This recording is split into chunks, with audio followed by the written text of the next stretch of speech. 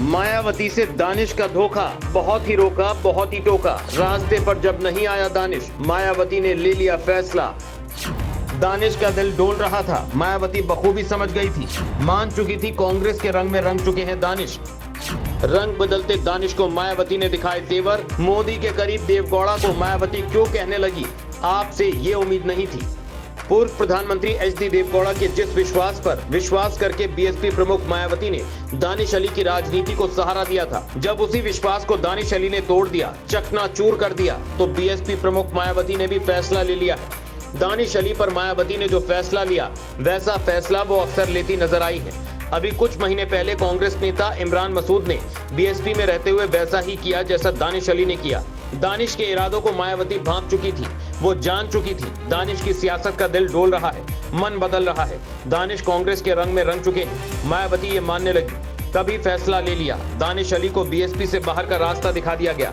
BSP ने अपने सांसद दानिश अली को पार्टी विरोधी गतिविधियों में शामिल होने के आरोप में निलंबित कर दिया। बसपा सांसद दानिश अली को पार्टी से निलंबित कर दिया गया है।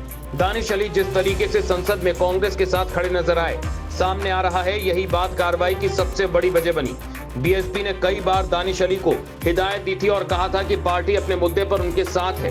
बावजूद इसके दानिश अली लगातार कांग्रेस के साथ खड़े दिखाई दे रहे थे और कांग्रेस पार्टी उनके साथ खड़ी थी। उन्हें निकाले जाने की सबसे बड़ी वजह यही बताई जा रही है। मायावती ने दानिश अली को निलंबित करते हुए लिखा, आपको अनेकों बार मौखिक रूप से कहा गया कि आप पार्टी की नीतियों, विचारधारा और अनुशासन के खिलाफ जाकर कोई भी बयानबाजी और कृत्य आदि न करें, लेकिन इसके बाद भी आप लगातार बीएसपी के खिलाफ जाकर कार्य करते आ रहे हैं।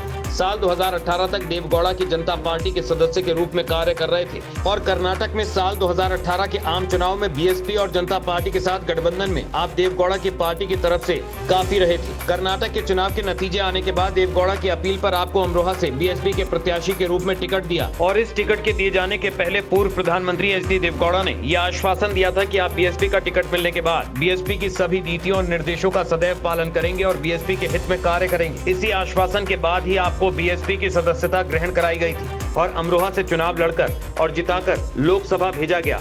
लेकिन आप अपने दिए गए आश्वासनों को भूलकर पार्टी विरोधी गतिविधियों में लिप्त रहे। अब बीएसपी के हित में आपको पार्टी की सदस्यता से तत्काल प्रभाव से निलंबित किया जाता है।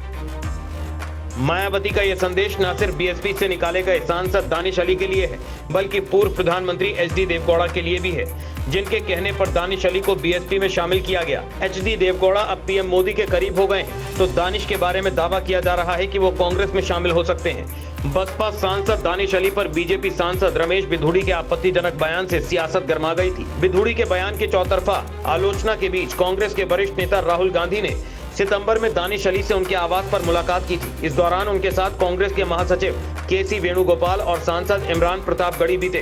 दानिश ने भी राहुल से मुलाकात के बाद भावुक होते हुए कहा कि उन्हें राहुल से मिलकर लगा कि वो अकेले नहीं हैं। राहुल मेरा हौसला बढ़ाने आए थे। उन्होंने मुझसे कहा कि आप इन बातों को दिल से मत लगाना और अपने स्वास्थ्य का ध्यान रखना। मुझे उनकी बातों से राहत मिली और अच्छा लगा कि मैं अकेला नहीं हूँ। राहुल गांधी के बाद उत्तर प्रदेश कांग्रेस के अध्यक्ष अजय राय ने भी दानिश अली से मुलाकात की थी। इसके बाद ऐसे कयास लगने लगे थे कि क्या कोई नई सियासी खिचड़ी पक रही है। अजय राय की दिल्ली में दानिश अली से मुलाकात को कांग्रेस पार्टी सुख दुख में साथ खड़ा होना बता रही थी। बीजेपी सांसद रमेश बिधूड़ी ने लोकसभा में चंद्रयान 3 की चर्चा के दौरान बसपा सांसद कुंवर दानिश अली के खिलाफ आपत्तिजनक शब्दों का प्रयोग किया था। विवाद बढ़ने पर बीजेपी ने बिधूड़ी को कारण बताओ नोटिस जारी कर उनसे जवाब मांगा था कि आखिर उनके खिलाफ पार्टी कार्रवाई क्यों न करे। उन्हें पार्टी की अनुशासन समिति को 15 दिन में नोटिस का जवाब देना था। वहीं ये भी सामने आया था कि दानिश अली ने लोकसभा स्पीकर को चिट्ठी लिखकर रमेश बिधूड़ी की सदस्यता रद्द करने की मांग की थी। कांग्रेस ने मांग की थी कि बिधूड़ी के खिलाफ सख्त कार्रवाई की जाए। रमेश बिधूड़ी से लोकसभा स्पीकर ओम बिरला ने बात की थी। रमेश बिधूड़ी के मामले को बड़ी गंभीरता से लेते हुए स्पीकर ने नाराजगी जताते हुए रमेश बिधूड़ी को चेतावनी भी दी थी कि भाषा की मर्यादा का ध्यान रखें। बिधूड़ी के इस बयान की तमाम विपक्षी दलों ने आलोचना की थी।